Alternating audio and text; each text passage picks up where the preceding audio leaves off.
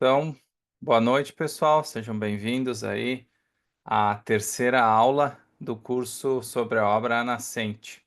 Então, hoje nós vamos trabalhar os capítulos 7, 8 e 9 da parte 1.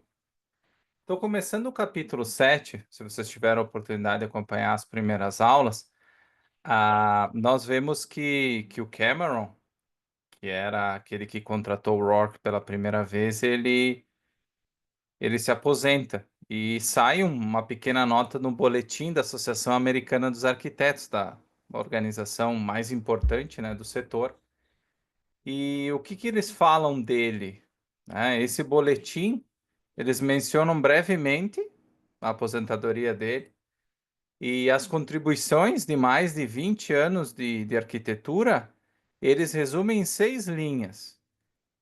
E dois dos maiores prédios dele, o nome deles é escrito com erros de ortografia. Ou seja, por essa nota que é dada, nós percebemos que a sociedade, a própria classe, né, dos arquitetos naquela época, já tinham esquecido quem fora o Cameron, e é importante lembrar que ele tinha sido revolucionário na sua época, né?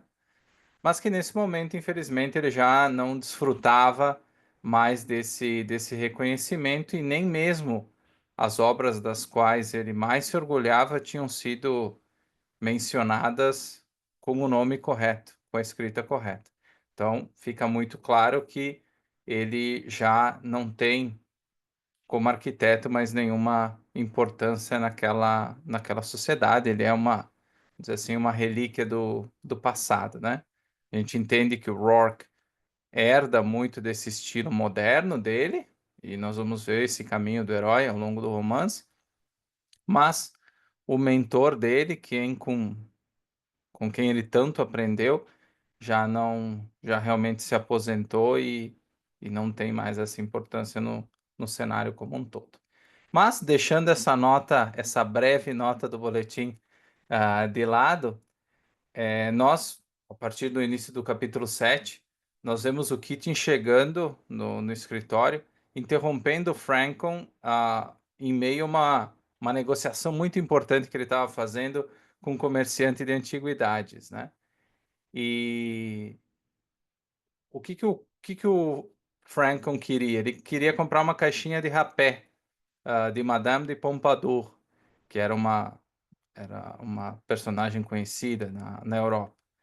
Então ele estava, veja bem, o dono de um escritório de arquitetura, preocupado com a compra de uma relíquia, né, de algo, vamos dizer assim, uma decoração secundária em meio a tudo que estava acontecendo, a aposentadoria do Cameron e o Keating nesse momento, enquanto ele está negociando essa coisa super valiosa, o Keating chega e interrompe, né? O Franklin não gosta nada disso, porque ele diz: Olha, eu preciso contratar o Howard Rourke.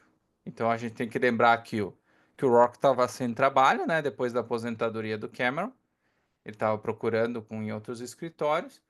E o Keating, então, ele pensa, e nós sabemos como é esse personagem Keating, que ele tem muito claro o que as outras pessoas querem dele, né? O que ele acha que ele quer, que é adquirir o poder, que é subir a, na escala do escritório, né? Na hierarquia do escritório, mas que infelizmente é, ele, nós sabemos que o Keating não gosta do que faz e muito menos tem a capacidade técnica para fazer isso. Então ele precisa chegar aonde ele quer chegar por outros meios, né? E no caso, ele utiliza a manipulação. Nós já vimos dois exemplos nos eventos anteriores de que ele não tem muito escrúpulo nesse caminho, né? Que ele faz o que é necessário, que ele entende que seja necessário para galgar posições e hierarquia dentro da empresa. Quando o Franklin, então, ouve sobre isso, ele de fato não lembra muito bem quem era o Rourke, né? O Keating tinha comentado sobre ele no passado, mas ele não tinha muita memória desse nome. Então aí o Keating comenta que ele tinha trabalhado pro Cameron, né? O próprio Franklin responde que ele também tinha trabalhado com o Cameron. Aqui é importante a gente notar que eu tinha comentado nas outras aulas de que havia daqui a pouco uma relação entre o Cameron e o Franklin, uma relação mais profunda, né? Não só deles se conhecerem, e de fato no capítulo 7 a gente conhece, né? Sabe, o Franklin informa que ele trabalhou com o Cameron. E o Franklin, nesse sentido, a única coisa que ele tem de bom para dizer do Cameron é que o velho ele entendia muito da parte estrutural, da parte de engenharia. E depois nós vamos ver a condição que o Rourke impõe para trabalhar com o Franklin é justamente de ele trabalhar com o chão, não o chão de fábrica, né, mas o chão de obra na parte estrutural e nessa parte de engenharia.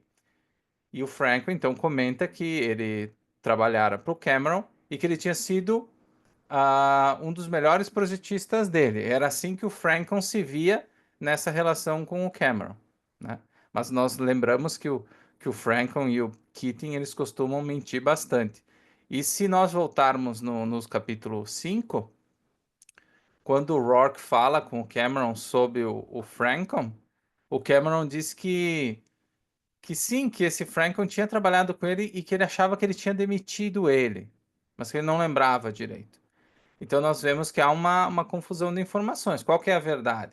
O Franklin, de fato, foi um dos melhores projetistas dele? Ou será que ele trabalhou um tempo e depois o Cameron demitiu ele? Tendo em vista a perspectiva que o Franklin tem hoje, é muito mais provável que o Cameron tenha demitido ele, né? Por não concordar com essa abordagem, com essa visão de arquitetura que ele tem. Mas depois, com o tempo, nós vamos descobrir quem estava contando a verdade. Então, como eu comentei anteriormente, o Rourke aceita. O Keating vai até o apartamento dele e o Rourke aceita trabalhar para o Frank. Só que ele diz assim: olha, eu aceito trabalhar com vocês, mas eu não quero fazer nenhum projeto de design. Eu não quero trabalhar com nada que diga respeito à estética do prédio. Então eu não vou fazer nada no estilo de arranha-céu com Luís XV, ou seja, nada que diga respeito à parte mais clássica, tradicional, ao que estava se fazendo naquele momento, e que ele queria ficar só no departamento de engenharia, onde que ele pudesse ir para as obras, fazer vistorias e tudo mais, mas nada de trabalhar com a parte estética. E o Keating aceita essas condições, né? O Keating, ele, como nós vimos até agora, ele é bem aquele vendedor, aquele negociador. Então ele tem sempre uma ideia de um pitch de venda, né? Ele sempre tem um argumento de venda na boca, na ponta da língua.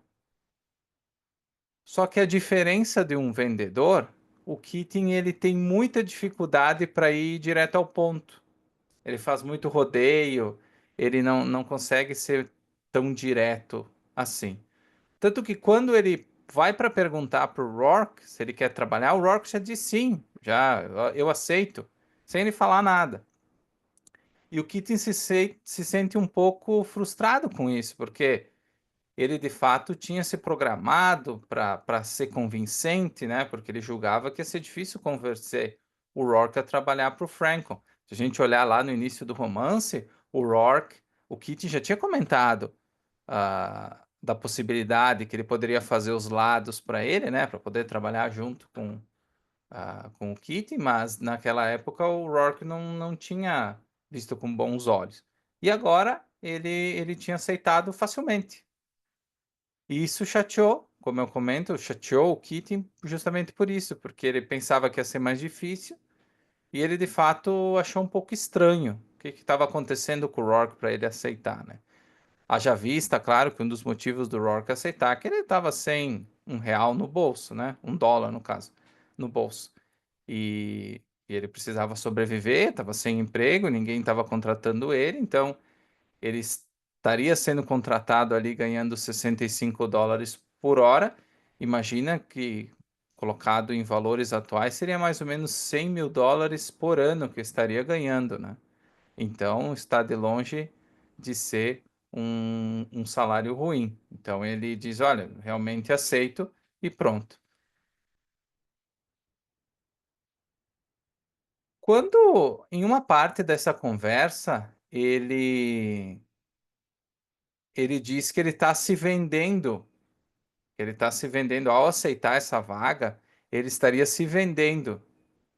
E ele explica isso, que na verdade ele não tinha escolha, né? Ninguém estava contratando ele, e ele sabia que ao trabalhar na Franklin Hire, por mais que ele não trabalhasse na parte de estética, de desenho, ele estava se comprometendo com algo que ele desprezava em termos de design. Não era só que ele não gostava um pouco do que era feito lá, do que o Keating fazia, da filosofia da empresa, né? Ele não gostava nada disso. Mas ele precisava sobreviver e nós temos que lembrar que ele era muito jovem. O Rourke, nessa época, ele era como estagiário. Ele tinha 23, 24 anos, então ele era recém-formado, com pouquíssima experiência, e ele tinha que fazer alguma coisa. Ele precisava, ele tinha muito a aprender. Ele tinha noção disso, né? Porque às vezes parece que o herói do romance ele já sabe tudo. Lá do início ele já sabe tudo. Ele, com 22 anos, ele era um arquiteto perfeito. E não é o caso. Ele tem consciência de que ele não pode também ficar fora do mercado por muito tempo. Ele precisa estar no meio. Ele precisa estar aprendendo porque o que ele aprendeu na faculdade não é suficiente, como a gente sabe, para qualquer trabalho.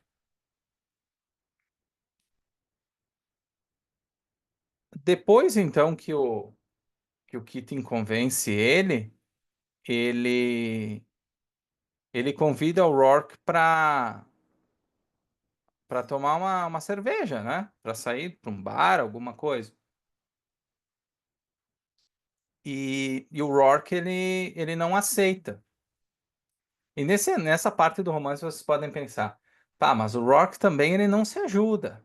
Ele não se ajuda. O cara convidou para sair. O Rock já tem um pouco de dificuldade, parece, para socializar. Não vai dar certo isso, né? Olha o Keating, tudo que ele está conseguindo, né? De sucesso na carreira dele e tudo mais. E então ele fica pensando, por que que ele não aceita, né? De fato, esse convite e sai com o Keating, porque querendo ou não, ele já conhecia o Keating há muito tempo. E isso incomoda profundamente o Keating, essa negativa dele, né?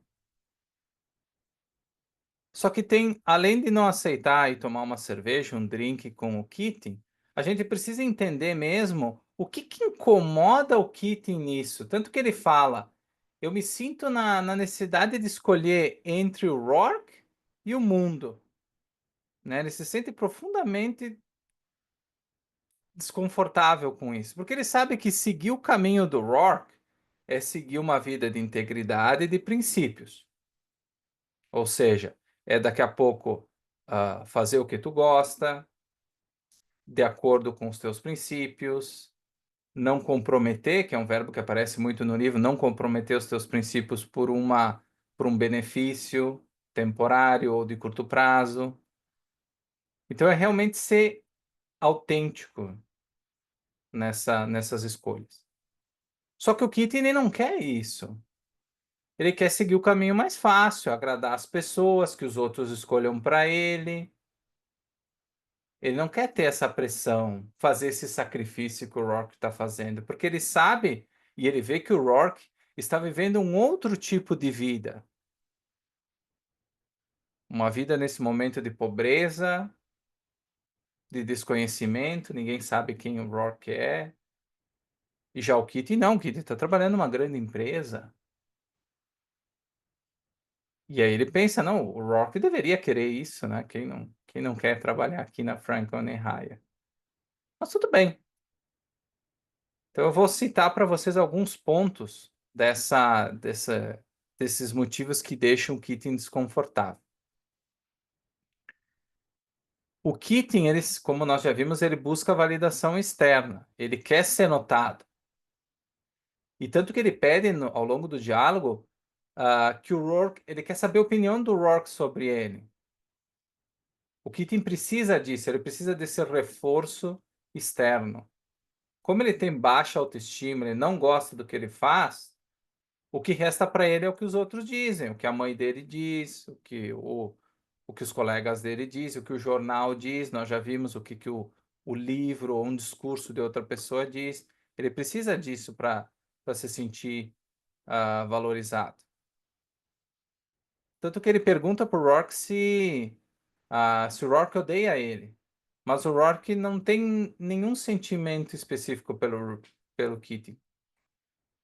Ele não ama, ele não odeia. Para ele, tanto faz o Keating, ou o que o Keating acha, ou o que o Keating vai fazer.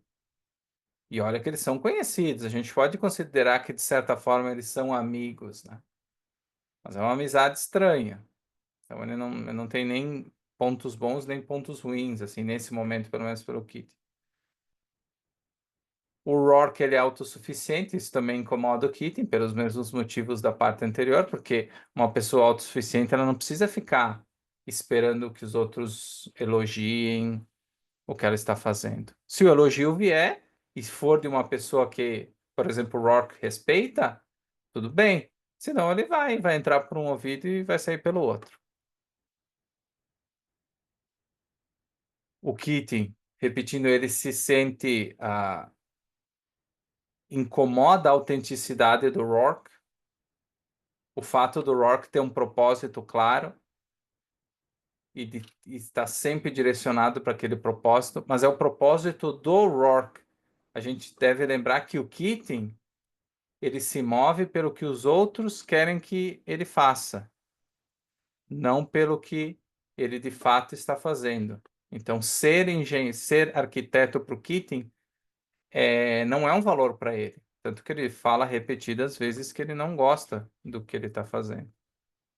Então, para ele é um sacrifício seguir na arquitetura. Ele queria ser um artista, um pintor, e não um arquiteto. Mas, como a mãe dele falou que era melhor e teria mais exposição social, mais destaque, então ele resolveu seguir. Lembrem que ser arquiteto não era uma coisa que o Keating gostaria de fazer. Então, está fazendo por causa dos outros.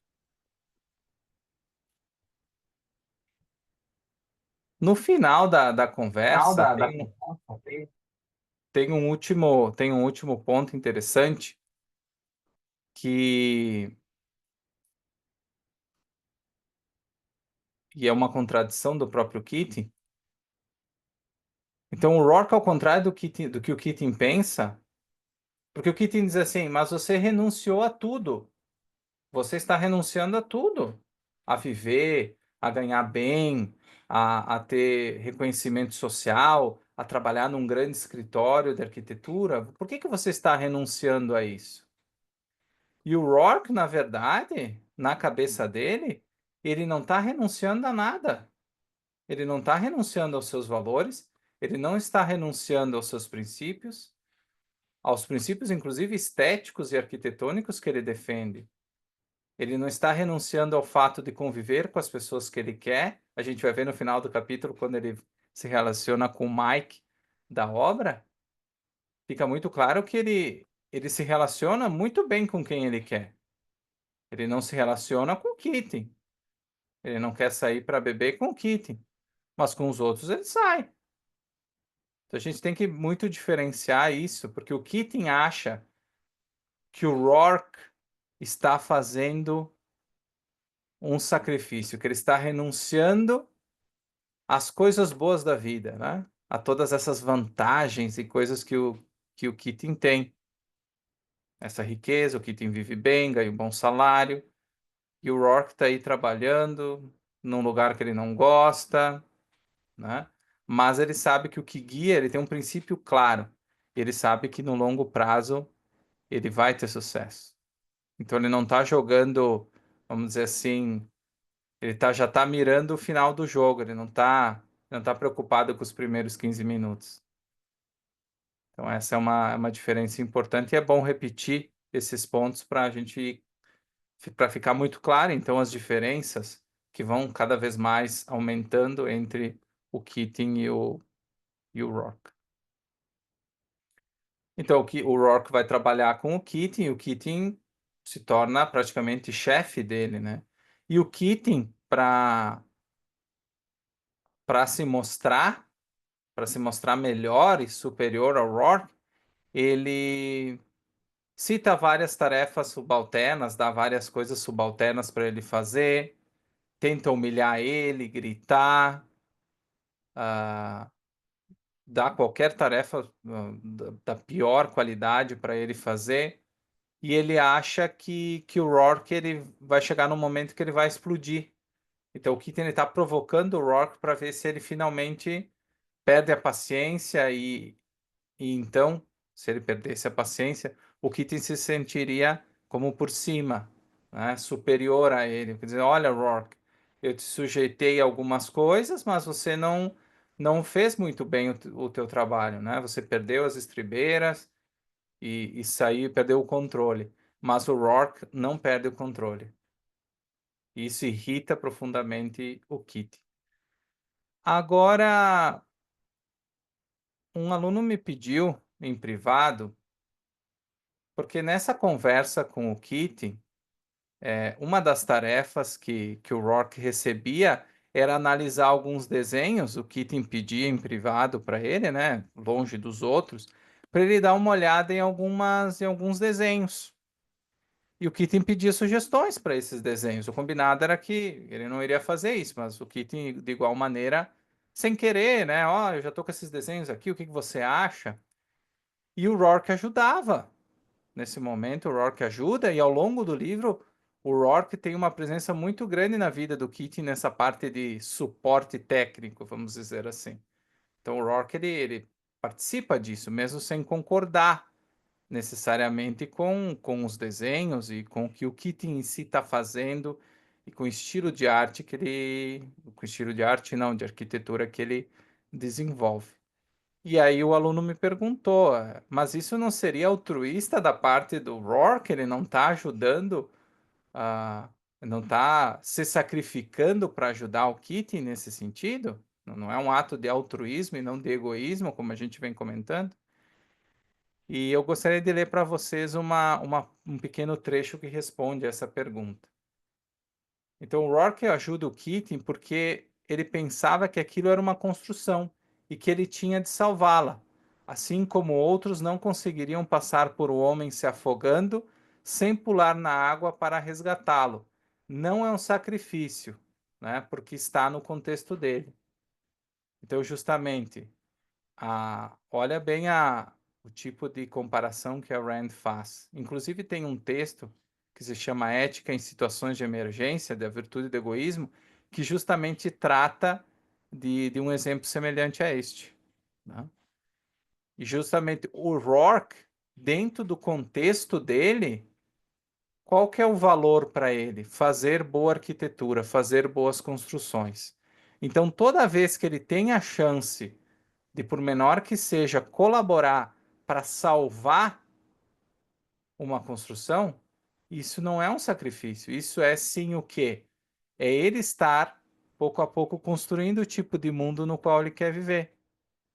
Então a gente não deve encarar isso como um sacrifício, mas sim com a certeza do Rourke de que, dentro dos limites dele, nesse momento, ele está fazendo um ato egoísta, que é trabalhar dentro de um design, né, mudar um design para que ele se torne mais próximo do que ele quer ver no mundo.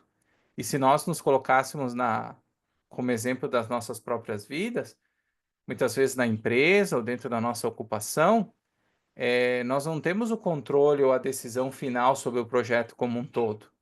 Mas muitas vezes, por sermos seres racionais e por ter princípios claros, nós podemos fazer colaborações muito interessantes dentro de um projeto como um todo e que podem servir de inspiração não só para esse projeto, mas para projetos futuros. Então, essa solução que você dá por um problema dentro do teu contexto, que popularmente se diz fazer a sua parte, né? Por mais que ela seja pequena. Nesse momento, o Rock está fazendo a sua parte, por mais que seja pequena e muito específica dentro do contexto de uma obra inteira e de todo o escritório de arquitetura. Terminado o dia de trabalho, quer dizer, no final do dia de trabalho, o Rourke ele se dirige para ele se dirige para uma das obras, onde ele faz a vistoria como, como engenheiro arquiteto. E ele chega lá, ele conhece o eletricista, que se chama Mike, com quem depois ele vai tomar cerveja. E, e esse Mike, para quem já teve a vivência da obra, assim, de conhecer prédios, construção, sabe que às vezes o arquiteto e o engenheiro não são bem vistos pelo pessoal que tá fazendo a obra, lá o eletricista, o pedreiro, às vezes eles se olham meio de lado. Já me aconteceu, né, enquanto eu estava vendo alguns parentes também que são incorporadores. E sempre fica aquela sensação de dizer, ah, já vem aquele cara chato de gravata que dá opinião em coisas que ele não sabe. E o Rock surpreende o eletricista porque ele pega o próprio maçarico, faz um buraco na viga e ele instrui depois até o chefe de obras para que todos os processos passem a ser, para esse tipo de instalação elétrica ser feito assim. E isso surpreende o eletricista, porque o eletricista pensa assim: opa, esse é diferente dos outros. Esse eu tenho que respeitar, ele sabe o que está fazendo. Ele não é só o cara da prancheta. É o cara que vem aqui e mostra como tem que ser feito.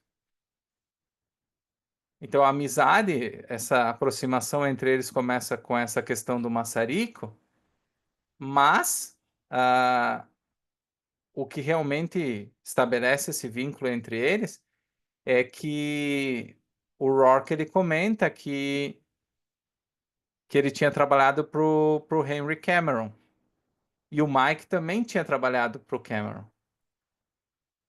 Então, justamente o Mike comenta que quando ele era jovem, ele tinha trabalhado para ele também como eletricista e que aquele era o único arquiteto que ele achava que sabia como construir. E agora ele tinha conhecido o segundo, que era o Rourke. Então, isso começa a selar uma amizade, né? O Rourke comenta que o Cameron se aposentou e tudo mais. E depois eles saem para para para tomar uma cerveja juntos, tomar um drink juntos, né? É interessante que quando o Rourke fala para o contramestre para mudar esse processo, veja que quem reclama não é mais o eletricista, o cara lá do chão, mas o próprio chefe dele acha, não gosta nada do Rourke, diz que ele é muito convencido, teimoso, né? E justamente o contramestre ele não consegue reconhecer que o Rourke é diferente, né? Ele acha que ele é mais um dos arquitetos que vão na obra sempre. Então, o capítulo 7 acaba com um drink entre o eletricista Mike e o Rourke. E veja que lá no início, o Rourke não aceitou ir tomar uma cerveja com o Keating. Ou seja, talvez ele não seja tão antissocial assim, né? É para pensar. Pessoal, vocês têm alguma pergunta, né? Até o David comentou aqui sobre a questão do rapé, né? Realmente o Frankon estava querendo comprar um dispositivo ali para fumar um pouco.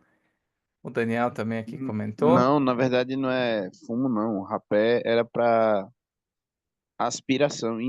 Você colocava no nariz e cheirava ele também.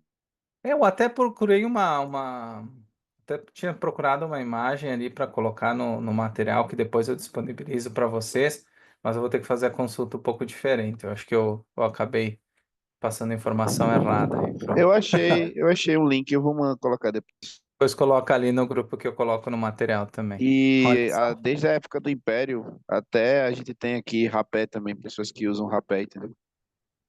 Eu me lembrava do termo, mas não tinha feito a ligação específica mais na hora da leitura do romance mesmo. Aqui o Daniel comenta usado pelos índios normalmente, de fato. Agora tá ficando um pouco mais claro. Mas com relação ao capítulo, é,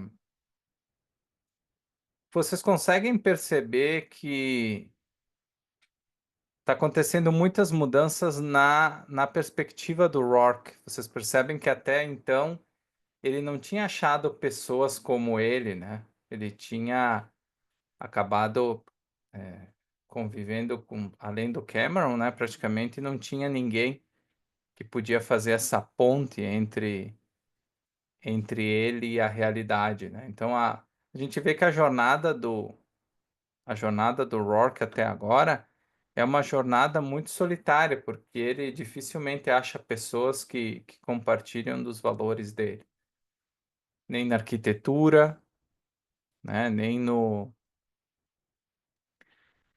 fora, né, nem na hora de se divertir. E surge agora o Mike, que é um eletricista, mas mesmo assim a gente vê que o Rourke ele parece um pouco longe ainda do público dele, né, dos clientes potenciais dele. Ele não é muito bom na parte comercial como o Keating, né? E, e ele não representa um grande escritório, então realmente as coisas não estão muito fáceis pro Rourke em termos profissionais e econômicos. E já do outro lado nós vemos um Keating que está muito bem financeiramente, até na própria profissão, por mais que ele não goste, não dá para reclamar, né? Ele já é praticamente sócio do escritório. Ele só não tem o cargo, vamos dizer assim, a posição formal, porque ela ainda é do Hire, mas ele está no caminho de ter muito sucesso, de ser muito exitoso, né? Especialmente na questão de dinheiro. Então, nessa parte do romance, a gente pode se perguntar, será que vale a pena ser o Rourke agora ou o Keating? Eu não sei se o romance terminasse agora, quem que você gostaria de ser, o Keating ou o Rourke? Uma pergunta para a gente se fazer. E, e uma lição que fica, nós vamos ver que o Rourke nos próximos capítulos, agora no início do próximo capítulo a gente já vê o que que acontece com ele no escritório do Franklin, mas a gente percebe que ele vai trabalhar também em outros lugares e que ele está evoluindo bastante no sentido da clareza sobre o que cada lugar pode oferecer para ele e o que que vale ou não vale a pena fazer dentro da jornada profissional dele. Mas vamos começar então o capítulo 8. Nós temos vários comentários ali sobre o rapé, que depois posso adicionar o material e para deixar a discussão mais clara e talvez até algumas imagens. Mas vamos voltar para o capítulo 8. Então, no início do capítulo 8, nós vemos o Keating voltando numa viagem, que ele tinha ido para Washington, e, e ele tinha ido supervisionar a construção de um museu que tinha sido doado à cidade por um filantropo. E é interessante que a Rand fala que o filantropo ele tinha feito isso, né? Feito essa doação para aliviar sua consciência. Ou seja, o filantropo ele não estava criando um museu porque ele via grande valor nisso. Estava fazendo mais por culpa. Então, nós já começamos a ver alguns exemplos de altruísmo ao longo das linhas que a Rand escreveu. E o Keating, então, tinha a oportunidade de fazer um projeto de museu diferenciado, né? Então, ele se baseou numa obra de Maison Carré, em Nimes, que, se não me engano, era na França. Então, segundo ele, era uma escolha mais refinada e distinta, né? Então, para ele não fazer outro Partenon, né? Como eles gostavam bastante de fazer naquela época ali, pelo menos o escritório do Franklin. Então, ele mudou um pouco, né? Ele resolveu não copiar o Partenon e copiar uma outra obra que também depois vocês podem consultar para ter um contexto melhor. Então, enquanto ele estava em viagem, o Franklin chamou o Rourke para conversar. E o Rourke não esperava falar com o dono, né? Já que ele tinha escolhido ficar mais na parte bruta, né? Na parte da engenharia. Em princípio, ele não teria por que conversar com o Franklin naquele momento. Quem contratou ele foi o Keating, com a permissão do Franklin, claro, mas o Franklin não tinha tido contato com ele, não sabia nada dele. E então o Franklin ele tenta ser político no início, né? Diplomático, amigável com o Rourke, e ele vê que o Rourke não mostra muitos dentes, né? Não sorri bastante. E então o Franklin também vai ficando um pouco mais seco, né? Ele viu que o Rock não deu muita corda para ele. O Rock tinha um rosto desagradável, segundo o Franklin. Não era um homem bonito, né? Não passava essa impressão de leveza, de beleza. E o Franklin, então, a gente entende depois por que ele chamou, porque tinha um cliente, um homem importante, não se sabe quem é, que queria um prédio parecido com o edifício Dana. Lembram que o edifício Dana foi um dos edifícios designados pelo Cameron, desenhados pelo Cameron.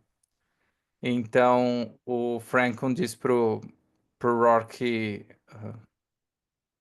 esse cliente tinha rejeitado diversos esboços feitos por outras pessoas, e como o Keating estava viajando, a melhor chance, e até por ele ter trabalhado com o Cameron, a melhor chance era que o Rourke fizesse alguma coisa. Então o Rourke ele pede autorização para o Franklin, dizendo assim que ele queria fazer exatamente como o Cameron fazia, que era o que o cliente queria, afinal, né? Então deixa que eu faço como o Cameron faria e pronto, mas eu preciso do teu ok que não vai ser mexido, porque era o acordo, né, que ele tinha feito com o Kit. Ah, perfeito. O Franklin, quando o quando o Rock diz isso, ele diz assim, olha, eu não tu pode fazer do teu jeito, só que assim, eu não quero que seja algo muito modernista, porque não é o padrão da nossa empresa, da nossa firma. Então, assim, eu não vou colocar abrir mão da reputação da nossa empresa por causa de uma obra, de um desenho de um cliente específico. Eu quero que você incorpore todos aqueles designs clássicos, coloque estatueta, dragãozinho, qualquer coisa que seja tradicional, quero que você coloque na ali no desenho, no projeto. Daí o Rourke disse: não, eu não vou fazer, não vou fazer, porque isso vai ser contra os meus princípios. E eu não vou fazer meia boca, não quero esse tipo de coisa. Eu já deixei claro para o Keating, isso não é para isso que eu fui contratado, e eu não concordo com a política da empresa, nessa política mais clássica, né? Então eu prefiro não fazer, com toda educação, eu vou voltar, eu acho feio, né? O Rourke, olha que interessante. É uma das únicas partes do romance onde que a gente vê o Rourke praticamente implorando para alguém para fazer alguma coisa. Se vocês leram ali o capítulo, vocês vão ver que ele realmente implora pro Franklin deixar ele fazer o trabalho como deveria ser feito. E como isso não acontece, ele desafia a autoridade do Franklin. O Franklin fica louco, porque, inclusive, ele diz: quem que é você para me dizer como eu devo fazer os projetos da minha empresa? Quem você é? Então vocês percebem que, apesar da gente ver que essa é uma forma do Rock se posicionar com relação aos princípios, você vê que ele faz essa defesa, ele não tem muito toque de soft skills, né? Ele não tem essa capacidade de negociar e de conseguir, nesse momento, ah, jogar o jogo dos peixes grandes, né? Ele não tem aquela capacidade fina para conseguir o que quer daqui a pouco de uma forma indireta como o Keating consegue. Ele não tem essa faculdade, ele não tem essa capacidade. Então ele é realmente bruto, é como uma pedra, né? Que nem um mármore. E isso não funciona com o Franklin, né? Franklin fica louco com essa teimosia dele, chama ele de arrogante e automaticamente demite o Rourke. Então ele basicamente não fez nenhum projeto na Franklin. Talvez tenha feito algumas ajudas para o Keating, como nós vimos, mas o projeto em si ele já não iria fazer mais. O Mike fica sabendo, né? O eletricista fica sabendo que o Rourke é demitido porque ele estava esperando ele na obra para uma vistoria. Então o Rourke aparece e diz: olha, eu não trabalho mais para o Frank. Ele fica chateado, né? E o Rourke ele fala assim: o Mike pergunta o que que você vai fazer, né? Ele diz assim: olha, eu vou pegar mais algum emprego do mesmo tipo até que a mesma coisa aconteça de novo. até que a mesma coisa aconteça de novo. Ou seja, o Rourke ele tem noção de que essa postura e de que a defesa dos princípios dele naquela sociedade, naquele momento, é uma posição muito ingrata de se estar.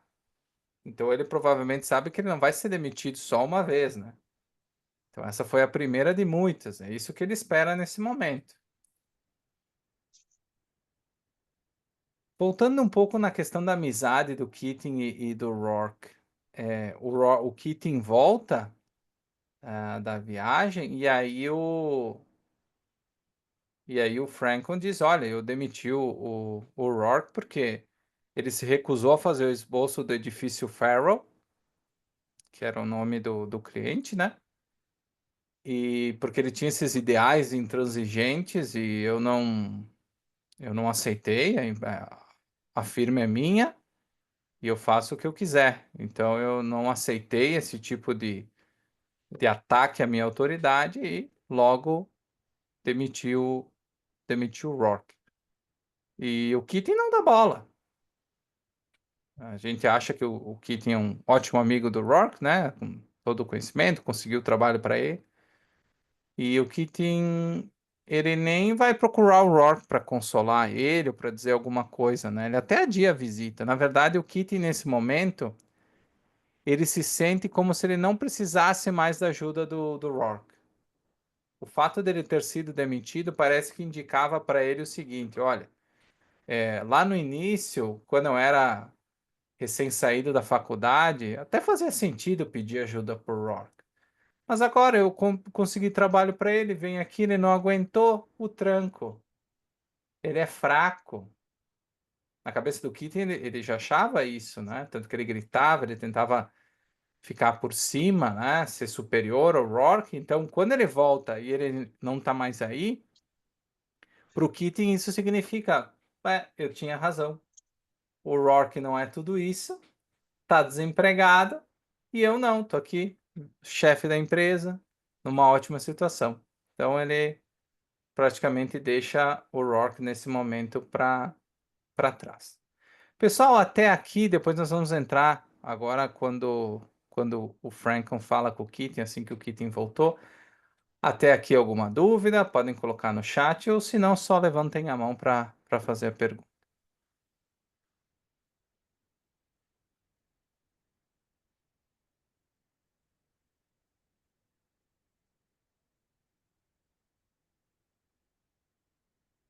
Como não tem perguntas, olha, pessoal, vai ter que avaliar bem a aula, hein? Que então eu estou conseguindo cobrir tudo. Ah, quando então o Keating volta, ele nós vemos um momento de vulnerabilidade do Franklin. Até agora nós só tínhamos visto o Franklin como dono da empresa, aquela postura forte, né, frente à indisciplina do Rourke, às besteiras do Keating, a, e a diversos outros exemplos que nós vimos até esse momento. Mas aí quando o Keating chega, o Franklin desabafa que conta uma fofoca de uma mulher chamada Lillian Landau, porque ele achava que ele tinha conquistado ela. E só que ela tinha acabado ficando com um cara chamado Gay Winans, que nós ouvimos falar por cima até agora. E a gente sabe pela descrição que esse Gay Winans é uma pessoa muito rica. Nós vamos ver depois também o que eu quero dizer com isso, mas ele tem muito poder, aí fala no livro ali digo, na notícia, né, que ele estava comentando, da fofoca que ele estava comentando, que ela tinha ficado com esse cara e que ele, inclusive, tinha praticamente trazido uma ilha, remontado uma ilha para ela, né, montado um vilarejo inteiro para ela, como ela tinha vivido na infância. Então, o Franco, nesse sentido, ele tá chateado, né, porque ele perdeu essa mulher para alguém que a gente entenda que seja mais poderoso. A gente não entende, não conhece muito bem quem é esse Gale Winan, mas enfim, ele é uma pessoa que parece muito poderosa. Então, esse primeiro momento do Franklin, ele mostra algumas coisas, né?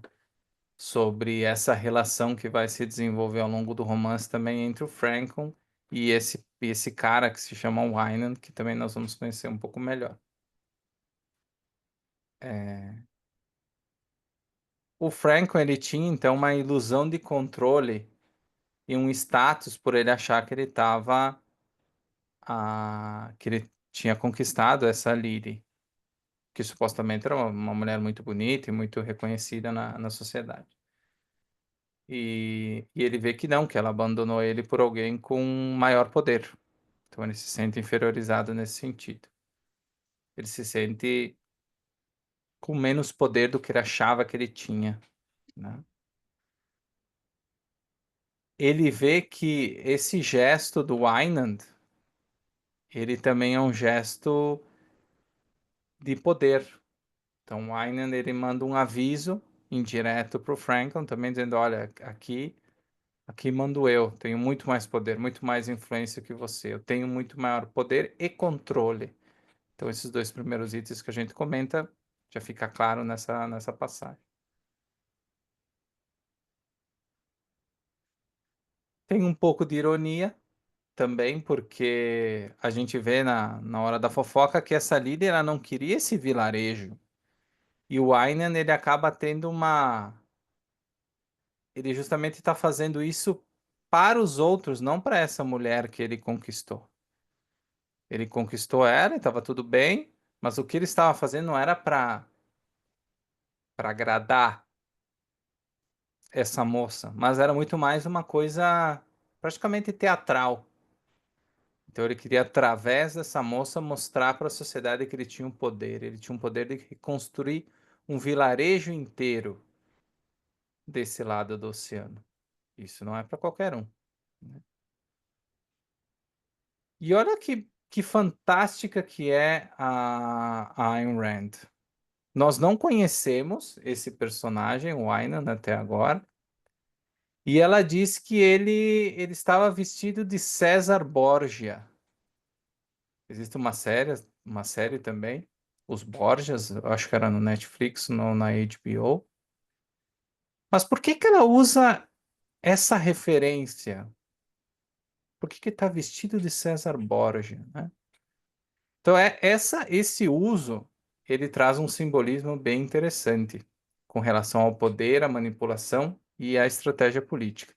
Esse César Borgia, ele foi um líder renascentista, né? Muito ambicioso e conhecido pelo uso da força e da diplomacia para se consolidar no poder, né? Esse César Borgia, ele foi uma das figuras que inspirou a obra O Príncipe de Maquiavel, seria um exemplo de um governante, né? O Príncipe de Maquiavel traz a ideia de um governante implacável que usava qualquer meio para atingir seus objetivos. Então, esse é o César Borgia. E logo a gente pode supor que esse é o Aynan. Esse é o Aynan. Em que sentido? Ele é uma figura maquiavélica, porque ele compartilha dessa ideia de astúcia, influência e uso calculado do poder para alcançar o que ele deseja.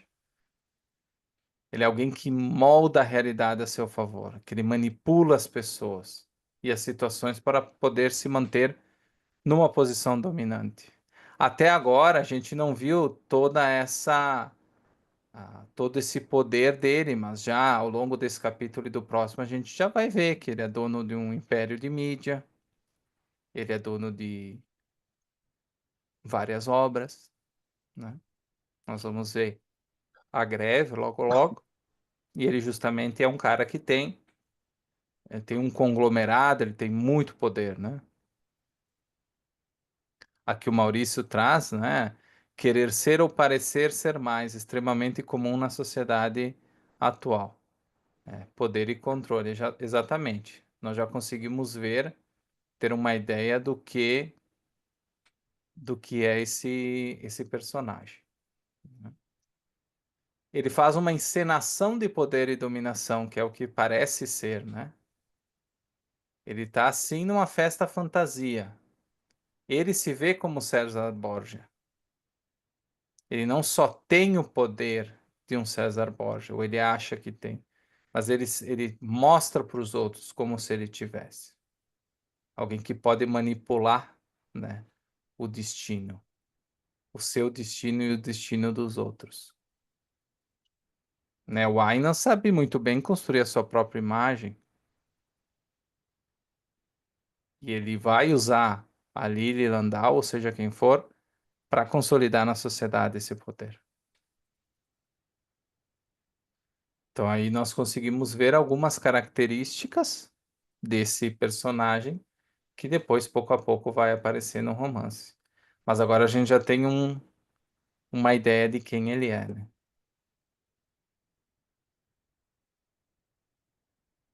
Passado o momento César Borgia, voltamos aqui à história, e depois de ser demitido, o Rourke ele continua, volta à busca de um novo emprego, né? E ele não está tendo muito sucesso, né? Porque ele já tinha sido demitido. Eles falavam repetidas vezes para ele: Ah, o Franklin te demitiu. Você foi expulso de Stanton. Então ele basicamente não era muito bem visto na praça, pelo jeito dele, que era intimidador, e também pelo fato dele não ter parado no melhor escritório, né? Ter sido demitido do melhor escritório que era considerado na época. Então, enquanto isso, ele visitava o Cameron, que já estava numa casa, já estava repousando, aposentado, né? E quando ele ia visitar o Cameron, eles falavam muito de arquitetura, mas eles não ficavam discutindo a questão de emprego, ou mesmo se o Cameron iria escrever uma nova carta de recomendação para ele, né? Eles aproveitavam aquele momento juntos, né? E não falavam das derrotas que o Rourke vinha vivendo até então. Certo dia, então, uma semana, um pouco depois, ele leu um artigo de Gordon Prescott, intitulado Abra um Caminho para Amanhã. E aí, nesse artigo, o Prescott ele falava que a profissão estava sufocando os iniciantes talentosos. E que esse Prescott, então, ele estava determinado a procurar e apoiar jovens promissores. Então, a partir do momento que ele lê um artigo assim, ele pensa, bom, talvez ele possa me apoiar, né? Já que ele escreveu um artigo nesse tom, foi algo que deu um pouco de esperança para o Rourke, né? Então ele marca uma entrevista, ele vai lá, mostra os, os rascunhos, né, dele, e, e era interessante que o Prescott, enquanto ele ia olhando os rascunhos, ele parecia que estava repetindo uma coisa decorada. Então vocês podem ver ali na página 130, se não me engano, ele fica falando o espírito da época, o valor do coletivo e tantas outras coisas que não tinham nada a ver com os desenhos que estavam ali sendo analisados, né? Então o Prescott ele estava repetindo uma coisa que provavelmente ele repetia para todo mundo que ia ali. E, e no texto ele tinha deixado claro que ele estava querendo abrir vagas para novos iniciantes talentosos, que eles não estavam querendo o mesmo de sempre. Só que quando o Rourke vai lá visitar ele, na verdade ele repete a mesma coisa que o Franklin repetia, só que de outro jeito, né? Ele fala de outro jeito a mesma coisa. Então ele diz que a grande criatividade não é fazer a coisa nova, é só reorganizar aquilo que já é clássico. Então, ao invés de eu colocar uma, uma- um pilar dórico, eu colocar um outro, um jônico, em vez de fazer tanto Partenon ou coisa parecida com isso, ah, ter a capacidade de usar outro elemento clássico que não é tão utilizado. Então, para ele, isso que era o gênio. O gênio não era criar algo moderno, né? No caso, novo, arriscado, mas ele queria novos talentos que soubessem reorganizar o que já existia. Tanto que ele dá um exemplo, se eu não me engano, que era, não era um farol, mas era uma estrutura de campo ali com alguns pilares de Partenon e outros elementos gregos, que ele fala ali no final do capítulo, praticamente. Então, assim, o Rourke, mais uma vez, ele fica decepcionado com isso, porque era o mais próximo que ele tinha chegado de uma oportunidade, e quando ele chegou lá era totalmente diferente do que estava no artigo, né? Mas ele não desiste, o Rourke continua firme, né? Tanto que quando está acabando o capítulo 9 ele está voltando para casa caminhando na rua, e ele tem uma reflexão interessante que ele vê, ele está olhando para a cidade e ele olha que por enquanto essa cidade é a única coisa que separa ele do tipo de prédio e do tipo de vida que ele quer ter. Então, nesse momento, ele ele se pergunta daqui a pouco se ele vai ter uma outra oportunidade de construir, porque até então ele não teve. E ele não tá com bons presságios, assim, boas oportunidades na frente dele. E o tempo tá passando, né? Desde o início do romance já foram praticamente 5 anos desde que ele se formou. Quer dizer, ele não se formou, né? Porque ele não recebeu o diploma de Stanton, né? Que ele foi expulso. Então, ele vê possibilidades de construção, mas ao mesmo tempo, aquela mesma cidade onde que ele vê possibilidade de construir, essa mesma cidade está rejeitando ele. Não está dando a chance dele poder fazer o que ele quer fazer. Mas o capítulo ele acaba numa nota boa, né? Por assim dizer. Então, pessoal, algum comentário do capítulo 8?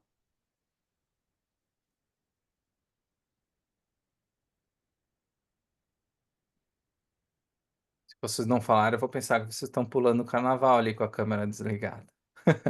Não, brincadeiras à parte, pessoal. Obrigado pela presença hoje, que eu sei que muitas pessoas também estão em viagem e vão assistir depois, mas é muito importante. O Daniel comentou que está ouvindo. É muito importante a presença de vocês ali, mostra que a gente segue firme, porque é um grande trabalho divulgar essa filosofia e toda a presença e todo o esforço que a gente puder fazer juntos torna a experiência bem melhor. É chegado o capítulo 9 e ele começa já com o Rourke indo para mais um escritório de arquitetura. E dessa vez começa de uma forma que surpreende o próprio Rourke. Então ele visita o John Eric Knight, né? E esse Knight ele reage com entusiasmo aos esboços do Rourke, dizendo que são extraordinários, radicais. Então ele fica impressionado com a originalidade dos desenhos e ele vê que é muito diferente do que ele estava acostumado a ver. Então ele reage bem. Ele diz que ele acha talvez até um pouco radical demais, mas parece que esse Knight valoriza o talento e a inovação do Rourke. Ele não quer dizer que isso signifique que ele está no mesmo nível do Rourke, no sentido dele compreender a profundidade da visão arquitetônica do Rourke. Não, não é isso, né? Mas ele diz que ele quer contratar o Rourke se o Rourke pode começar na mesma noite. Não quer perder tempo. E o Rourke, como eu disse, ele não esperava ser contratado tão rápido, né? Não era isso que tinha acontecido até então. Mas o Snipe é aquele tipo de pessoa, aquele tipo de empresário, de arquiteto que ele é muito rápido. Então ele diz, olha, eu tenho que sair, eu quero que tu trabalhe, eu já vou pedir aqui pro outro cara do RH entrar em contato contigo, não vai ter formalidade. Então, a partir de hoje de noite já começa a trabalhar para mim e tudo mais. Então, pessoal, essa é a alegria do Rourke ter encontrado, ter voltado a trabalhar. Então, isso é uma coisa boa para ele. E eu não sei, Maurício, se você queria fazer um comentário.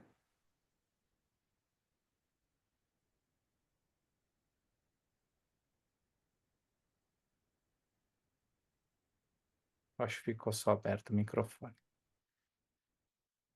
Mas então, mas o que que tem esse Snite de diferente dos outros escritórios, né? O que que ele tem de diferente dos outros escritórios? Como é que ele trabalha? O que que ele fazia? Ele tinha 5 projetistas de estilos diferentes. E aí cada novo projeto ele promovia como se fosse uma competição entre eles por cada com cada novo projeto. Então entrava um projeto, ele colocava os 5 para desenvolver um esboço e ele pegava esse melhor esboço que ele considerava e combinava elemento dos outros 4 para deixar ele melhor. Então ele fazia mais como uma prova real, pegava um pouco de cada um e surgia o elemento final. Então ele não tinha um estilo arquitetônico definido como o Franklin, que o Franklin era classicista, era tradicionalista. O Knight não. Ele era pragmático. Então ele fazia ele pegava o melhor do que ele via, pegava uma base, o esboço, o melhor esboço e depois pegava um pouco dos outros 4 e montava ali a gente pode chamar de uma aberração ou um puxadinho ali dentro do projeto como um todo. Então o projeto saía meio daquele jeito, mas saía, né? Ele achava que assim era mais eficiente, que ia chegar mais próximo do que o cliente queria e ele ao mesmo tempo aproveitaria bem os 5 projetistas que ele tinha. Então o Rourke ele pega o Snite pega o esboço dele para a loja Benton, para a loja de departamentos Benton. E o Rourke, quando vê o projeto final, vê que do desenho dele tinha se mantido o espaço, né, o uso inteligente do espaço e o sistema de circulação, mas que o trabalho dele tinha sido ornamentado com outros elementos decorativos que ele não gostava. Capitéis coríntios, abóbadas góticas, candelabros, cornijas moriscas. Então a visão do Rourke tinha sido muito pervertida, vamos dizer assim, né? Mas o Rourke, nesse sentido, ele reage um pouco diferente do que aconteceu lá na Franklin, né? Ah, e você vê como ele amadureceu. Lá com o Franklin, ele não teria. Ele praticamente aconteceu a mesma coisa que aconteceu aqui. Ele iria fazer o esboço, o Franklin ia lá e ia colocar elementos clássicos e outras coisas que ele não gostava. Mas por que que aqui ele não mandou o Snipe para aquele lugar e ofendeu ele e depois foi demitido? Porque é a mesma coisa. Ele fez um esboço, ia ser desvirtuado. Lá ele nem fez o esboço, nem quis. Mas aqui, por que que ele aceita isso? Significa que ele está amadurecendo um pouco, né? Ele está amadurecendo um pouco. Opa, eu não posso brigar com todo mundo agora porque eles fazem alguma modificação, porque das duas, uma. Ou eu nunca vou ser um arquiteto, porque realmente ninguém vai querer me contratar. O único que quis me dar uma chance foi o Snide. Não tem outro Cameron no mercado, nem agora e nem até o final da obra. Então, eu ou eu sou capaz de pouco a pouco ir criando o mundo que eu quero através desses projetos, por mais que eles sejam modificados em algum aspecto, Porque se eu quiser 100%, ou eu abro o meu escritório, que não vai dar certo, ele já tinha falido, o Rourke tinha tido a chance de assumir o escritório do Cameron, e ele não conseguiu dar conta, né? Não conseguiu outros clientes, tanto que fechou. E agora, disse, olha, talvez eu deva ser um pouco mais flexível, né? E de fato, o projeto sai do papel e se torna um dos primeiros projetos do Rock.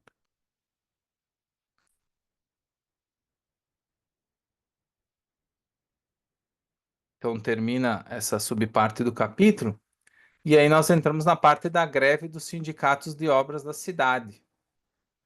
E, e o foco da greve do sindicato ele acaba paralisando a construção de todas as obras da cidade, especialmente o Hotel Belmont, né, que estava sendo desenvolvido pela Franklin Raya, era um dos projetos do Keating.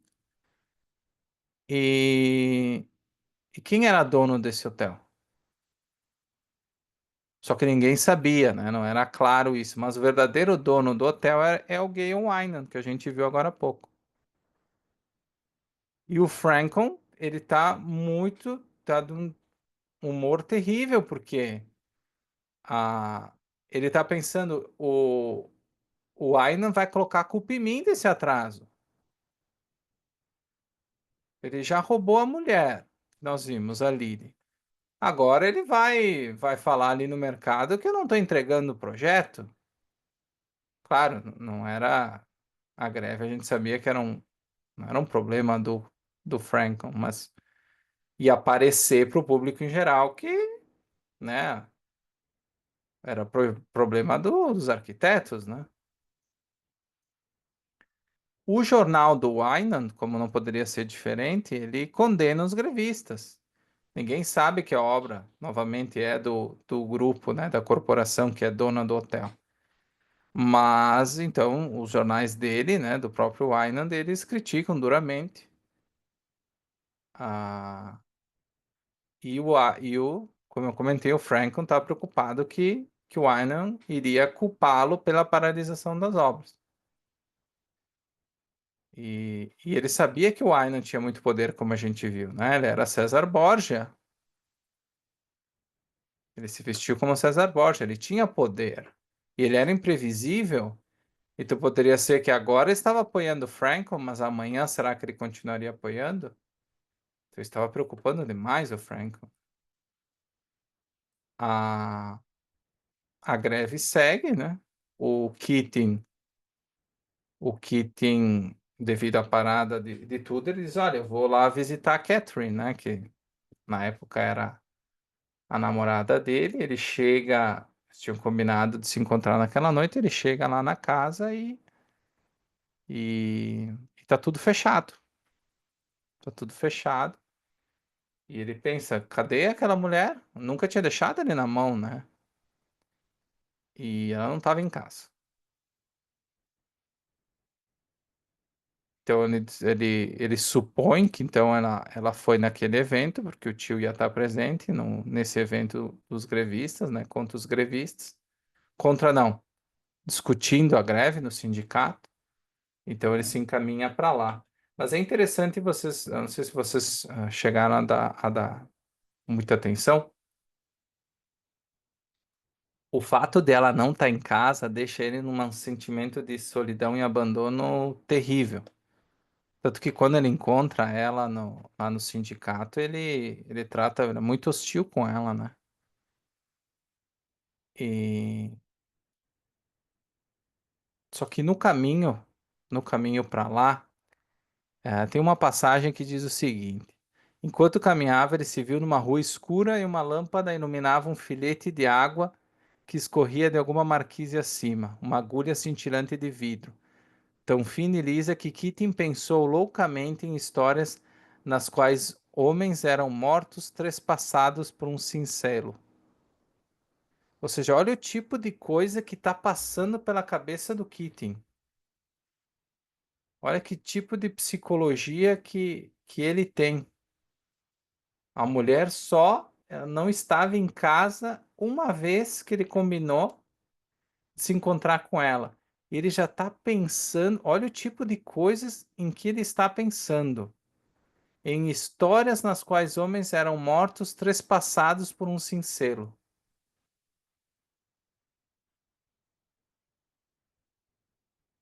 Olha o tipo de, olha que tipo de, como é que eu posso falar? Que tipo de estado psicológico o Keating está?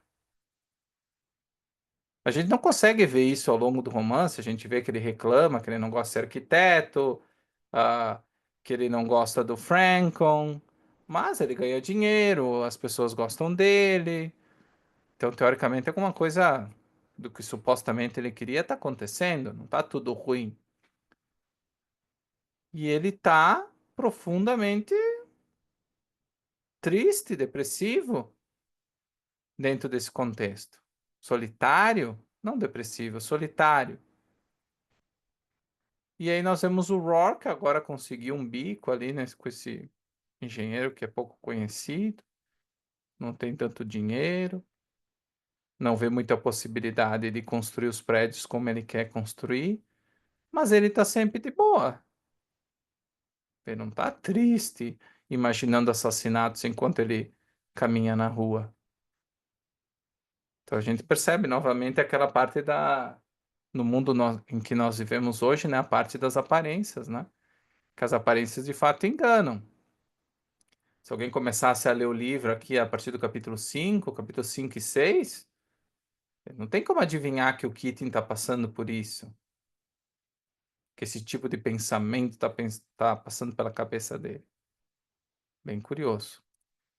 Lá no sindicato, então, duas pessoas fazem discurso. O primeiro é o Austin Heller e depois o Tui.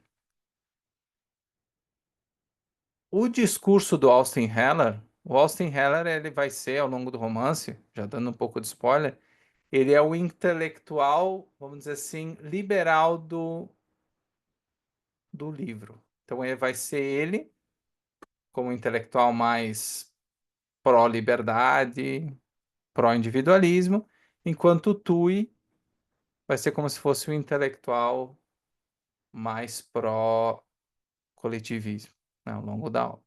Mas como foi o discurso do Austin Heller, né? Ele critica a imposição de leis e coerção, então ele fala que é importante ter mínimo de leis, que não deve ter imposição governamental, social, então deve se manter a liberdade do indivíduo. Ele defende então o livre-arbítrio, então que nenhuma pessoa deveria trabalhar sob condições que não escolheu, porque lembre-se que esse é o contexto de uma greve, nós estamos falando que eles estão, os funcionários da construção civil estão em greve. Então aqui ele tá defendendo isso, que ninguém é obrigado a trabalhar em regime de escravidão, né, que o governo não deve se meter e que é preciso, quanto maior liberdade, melhor para todos. Então ele exalta novamente o individualismo e critica qualquer tipo de força, coerção governamental, forçando esses funcionários a trabalharem em um regime ou por um salário que eles não concordaram. Então ele seria, vamos dizer, a contraparte mais individualista. O que a gente percebe do tom do discurso dele? Ele é um tom meio frio, ele é preciso, tem muita lógica, ele é defensor então, do liberalismo, do capitalismo, mas ele parece muito os discursos que nós ouvimos, né, muitas vezes na nossa bolha, no debate público. O liberal, até mesmo objetivista, que encaixa também, o libertário, eles têm muita dificuldade de se comunicar com o público como um todo. O liberalismo e o individualismo é uma filosofia, são filosofias radicais, são conceitos radicais, que numa sociedade coletivista, autorista como a nossa, não são bem vistos. Então, muitas vezes, nós acabamos nos refugiando na fala pausada, sem expressão, descuidando de algumas partes do discurso para parecer limpinho, para parecer bom, calmo, controlado, enquanto daqui a pouco os coletivistas de todas as suas estirpes, eles são muito mais sanguíneos, parecem mais próximos, não usam termos, né? Os liberais não usam termos como meus amigos, como tu e fala. Nós já conhecemos aqui na nossa realidade pessoas que falam assim, eu não vou citar nomes. Então esse é o discurso do Austin Ehrlich, tá tudo certo. Muito bom, tem que ter liberdade para trabalhar onde quiser, o Estado não deve se meter, tá ótimo, né? É bom ter o trabalho produtivo, que as pessoas possam se realizar, tá tudo certo. Depois nós temos o discurso do Tui. O Tui, ele é o defensor do coletivismo. Então, o que que ele fala no discurso dele? Ele ataca a liberdade individual, ele diz que tem que ter um controle social, porque o ideal é o coletivo, é o que é o bom para o coletivo. Então, se o Maurício, o Matheus, a Fernanda querem defender os seus direitos, isso vem em segundo lugar. O que importa é o que o coletivo quer, né? Há uma manipulação ideológica no discurso, então é um discurso muito mais fala de propósito maior, de coisas mais abstratas, é apelativo, ele tenta moldar a opinião pública a seu favor. O discurso do Austin Ehrlich não era assim. Ele só estava falando que as pessoas tinham que ter liberdade para fazer o que elas achavam que tinham que fazer e não ter coerção do Estado, do governo. É isso, basicamente. Já o discurso do Tui, não, ele divaga muito mais. Ele diz assim, olha, não dá para colocar em risco a sociedade por causa de que alguns não querem trabalhar, né? Que eles querem o sucesso individual. Não, não é bem assim. Vamos ter, se for necessário, uma igualdade forçada, para que ninguém saia prejudicado, porque o coletivo não saia prejudicado. O discurso dele é muito emotivo, diferente do Heller, né? E é interessante que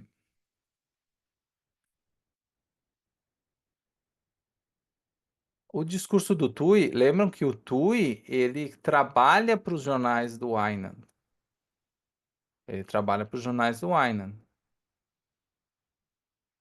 E ele critica o Aynan. Ele critica a posição de defender o fim da greve. Mas por que que ele faz isso? Não é porque ele acredita em princípios diferentes, mas sim porque o Tui busca a posição de poder do Aynan. E nós vamos entender isso aqui depois. O que que o Aynan de fato quer? Ele quer ter poder. Ele quer ter poder sobre a sociedade. De que forma? Nós vamos ver. E o Tui quer isso também. Eles querem a mesma coisa. Só que nós vamos ver de que forma eles querem alcançar isso.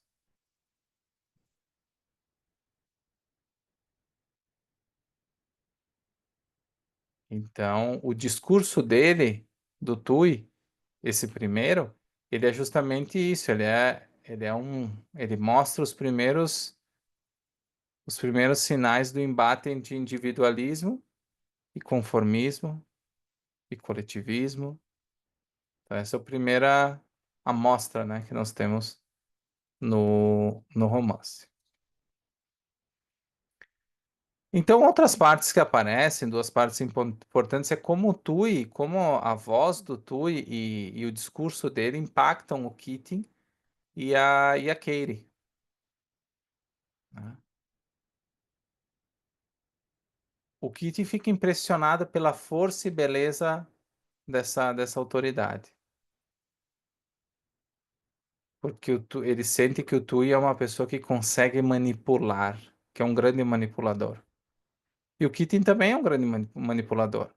Ele fala isso claramente para Katie, inclusive.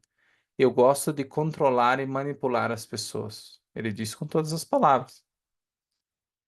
Ele tem uma resposta emocional poderosa a esse discurso. A Caitlyn também. Quando nós estamos lendo o capítulo, parece que a Katie ela tá num tipo de transe. Parece que ela está se perdendo naquele discurso. Parece que ela está praticamente prestando devoção ao que ela está ouvindo. Parece que é uma força maior que arrebatou ela. Vocês já ouviram falar do verbo arrebatar, né? Num contexto religioso. É isso que está acontecendo com a Katie. Ela está sendo possuída, ou ela está sendo engolida por uma experiência, né, superior ao que ela já tinha vivido. E de fato, o Keating, ele, quando ele olha para Katie, ele ele olha como se como se ela fosse um fantasma, assim. E aí ele puxa ela e diz: "Não, nós temos que ir embora. Nós temos que ir embora daqui." Porque ele percebe, é como se a Katie estivesse sendo, a alma dela estivesse sendo sugada do corpo dela. E o Keating sabe que nesse momento a Katie é a última coisa que é verdadeira dele, que é um valor dele mesmo. O resto não é dele, o resto ele pega emprestado. Mas a Katie não, a Katie ainda é um pouco um único local que o Kirin se sente verdadeiro, né, no contato com ela.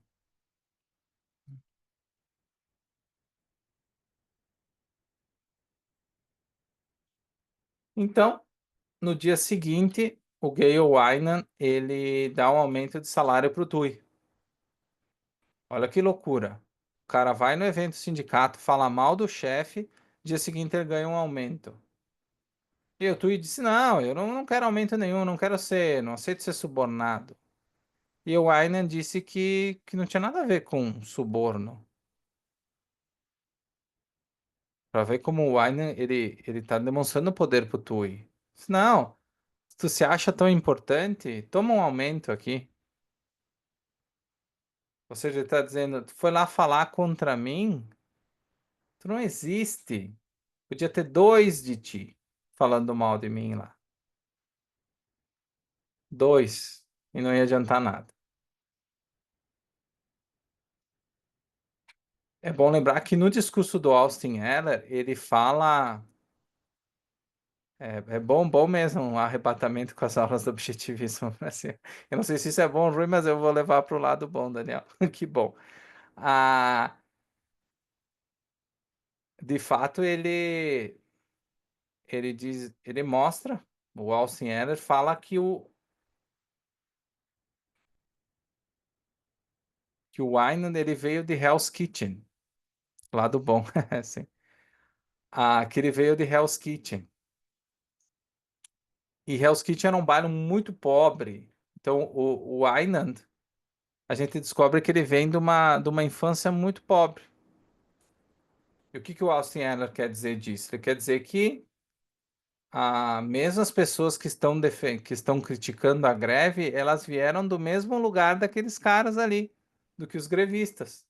Então, que eles não deveriam ter vergonha de, do fato de fazer a greve, e que o mesmo sistema que tinha dado oportunidade, que tinha possibilitado o Aynan ser o todo-poderoso que era agora, que também aquelas pessoas tinham o direito de se expressar e que elas também deveriam lutar por aquilo que elas queriam. Que o Aine não era nada demais. É um outro cara que veio de baixo e que cresceu, e que bom que cresceu, mas não era nada demais também, né? Então nós tivemos o primeiro embate por poder entre o Wynand e o Tui. Repetindo, os dois querem ter poder. Essa é a essência. Eles querem ter poder sobre as pessoas. E cada qual tem os seus meios. O Aynan tem não só o jornal, mas tem todo o poderio econômico, né? Como ele construiu um vilarejo para Lille, um vilarejo inteiro, ou seja, não é pouca coisa. E o Tui tem o poder, ele já é nesse momento, ele é um autor conhecido, lembram do livro que ele escreveu Arquitetura para Todos, né? Seria um nome mais popular. Então ele era muito conhecido. Só que ele era funcionário do Aynan. E o Aynan dá o aumento justamente para quê? Pra dizer, cara, fica na tua ali que tu não é ninguém. Nesse jogo tu não é ninguém. Não é porque tu foi ali, falou duas, três palavras bonitas aí que isso vai te tornar importante para essa história. O importante da história sou eu. Então, mais para o fim, nós vemos a. Finalmente, nós conhecemos a filha do Franklin, que é a Dominique, né? E, e nesse momento, o Keating conhece, então, a filha do dono, e ele fica totalmente bobalhado, paralisado com a figura da Dominique, né? Tanto que ele fala que quando ele a vê, ele pensa que era disso que os artistas falavam quando eles falavam de beleza. Então desperta admiração, desperta medo, curiosidade nele, todas essas emoções juntas, né? Só que depois dessa apresentação, quer dizer, eles não se apresentam, ele vê ela de longe, ele conhece a Dominique, ela foi lá para visitar a para visitar o pai dela, né? Por quê? O pai dela chama ela lá porque ela faz um comentário muito negativo de um projeto, de uma casa no jornal, no jornal do Wyman.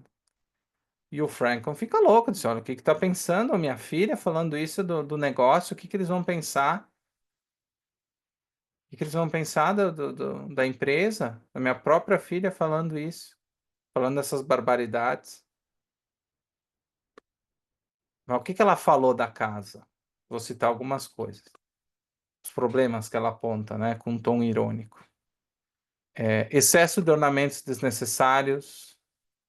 Então ela menciona ali as colunas, escadarias com arabescos. ah, então tudo isso significava que era muito mais uma obra decorativa e que não tinha função nenhuma. Então muita coisa sem função. Contradições no design. Daí ela fala do portão de bronze colocado no teto por engano. Aí tinha imitações ruins de elementos naturais, brócolis de gesso, coelhos mortos pendendo nas paredes. Então aí ela critica a artificialidade, né? Então não tinha funcionalidade, era muito artificial.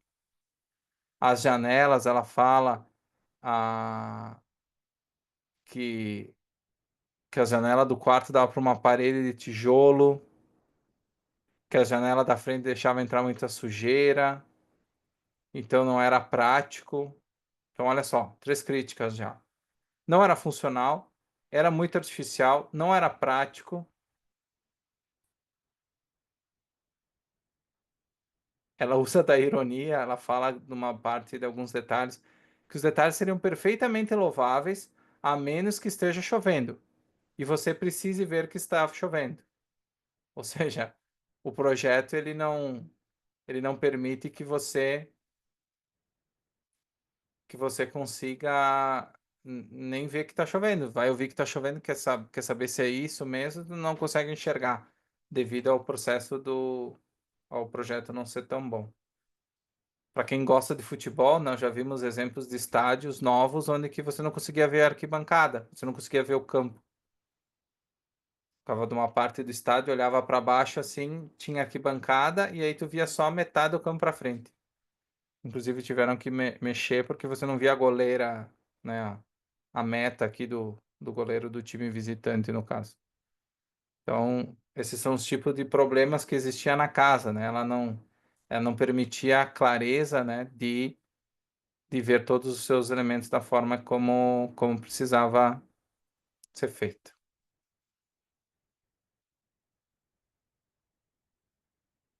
Então, o Keating ele fica com raiva, Ele fica com raiva desse processo, ele ficou muito surpreso com ela, né? Mas, por outro lado, ele ficou com raiva, né? Com vergonha desse comentário. O Franklin, que é o pai dela, no final das contas, acaba rindo da crítica, né? Porque porque ele sabe o tipo de projeto que ele tá no qual ele está investindo, né? Então ele sabe que, na verdade, ela está falando a verdade, né? E o fato de dar risada nesse sentido é que ele tá dando risada do próprio projeto, uma coisa que o Rourke nunca faria. O Rourke que ri lá no início do romance, ele não tá rindo dos elementos, ele não tá rindo dos projetos dele, ele tá rindo dos fatos que não importam, que para as outras pessoas não importam, mas para que ele não importa. Ele ter sido expulso do lugar e tudo mais. Mas o Rourke jamais vai rir do próprio projeto dele. Que seria a mesma coisa dele estar rindo dele mesmo, de tirar, de estar sofrendo o sarcasmo dele próprio. Então ele jamais riria de um projeto dele. Já o Franklin e o Keating não, né? Não tem, o que eles fazem não tem essência ou função real. É puro conformismo. Seria um autodesprezo, exatamente. Tanto que a Rand fala muito, né? Essa questão de cuidar para você não rir de si próprio, né? Porque é muito comum você ouvir, não, você tem que saber dar risada das suas coisas e tudo, né? Para Rand isso é muito grave, não é algo recomendado, vamos dizer assim. Então, o capítulo termina, né, com o Keating descobrindo de fato que até adiantei um pouco, mas mais pro final que ele descobre que a Dominique é filha do chefe, né? E, e ele fica curioso para conhecer ela, né? Para ver o que pode acontecer, né? Como é que ele pode daqui a pouco utilizar ela também para os projetos de poder que ele tem de se tornar um chefe na Franklin Hire, né? O sonho do Keating é se tornar sócio do escritório. Nesse momento ele ainda não é. Então, pessoal, ficou alguma dúvida sobre esse capítulo 9? Quiserem comentar no chat também, tem algum outro comentário específico? Antes de finalizar a gravação, gostaria de comentar com vocês, porque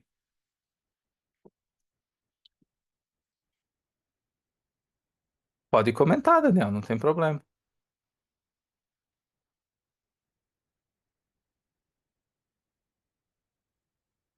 Ah, não, ok.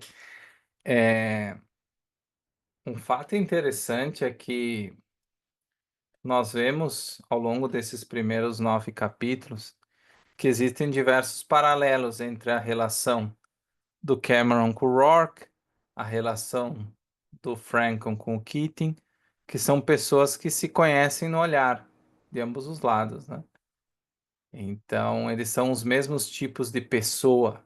O Keating, ele é um novo Franklin e o Rourke é um novo Cameron. Isso fica até bastante acessível. Mas vocês percebem que existe ainda, a Rand, ela destaca muito o vínculo entre o Franklin e o Cameron. E a gente não consegue entender muito bem o que aconteceu entre eles, né? Porque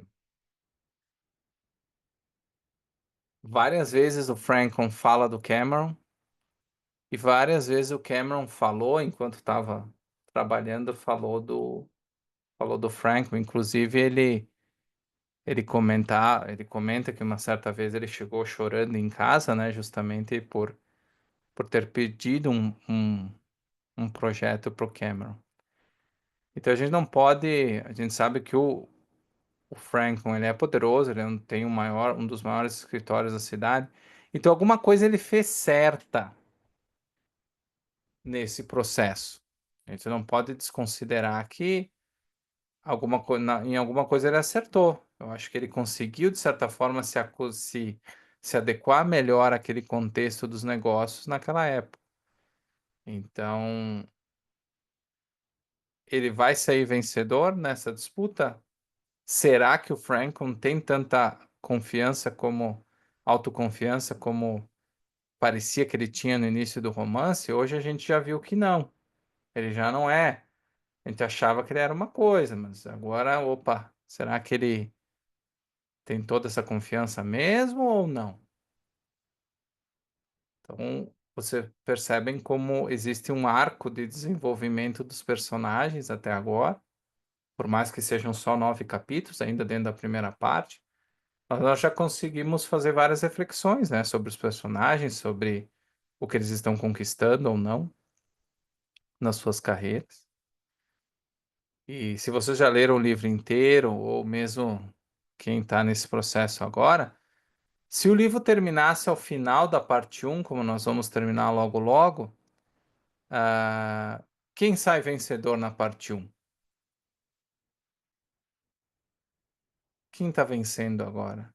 Vencendo na vida, de acordo com o que, pelo menos, supostamente queria, né? Porque o Keating, ele é muito curioso porque em alguns momentos a gente acha que ele é puramente um homem de segunda mão, ou seja, ele é aquele homem que quer as coisas porque os outros disseram que seria bom, né? A mãe dele, ou a sociedade, ou o reitor. E por outros momentos parece que de fato ele quer aquilo ali, dada, dado todo o esforço que ele empreende, né? Para manipular, para contratar o Rourke, para melhorar os desenhos, enfim, todo esse esforço que ele faz parece que realmente ele está tentando conseguir uma coisa que ele quer mesmo. Se alguém começar a pegar esse livro, a parte um, e aleatoriamente pegar em algumas partes do capítulo, fora de contexto, vai dizer, não, esse cara, ele quer o poder pelo poder, mas ele quer realmente isso, ele quer ser sócio da empresa porque é uma coisa que ele quer, é um valor para ele. E ele está disposto a fazer qualquer coisa. Só que a gente sabe, até o Daniel comentou ali, depois a gente vai desenvolver melhor isso, que ele é um homem de segunda mão. E por isso que ele tem aqueles pensamentos estranhos ali no capítulo 9 enquanto ele está caminhando para o sindicato. Então ele é uma pessoa. O que que nós vemos hoje, até agora? Que esses personagens, como o Franklin, especialmente o Keating, eles são personagens que são segmentados, eles parece que eles têm diferentes dimensões. Eles não são integrados, ele não é integrado como Rourke, ele é cheio de contradições internas. Nesses 3 capítulos a gente não viu tanto essa parte, mas nos capítulos da aula anterior, nos 3 anteriores, a gente vê muito esse conflito interno que ele tem. Ela é uma pessoa com muitas dúvidas. E nós vamos ver que esse conflito ele só piora ao longo do romance. Vão ter exemplos muito claros desse conflito acontecendo. Mas não posso dar spoiler, né? E também não posso atrasar o carnaval de vocês. Então eu vou parar a gravação aqui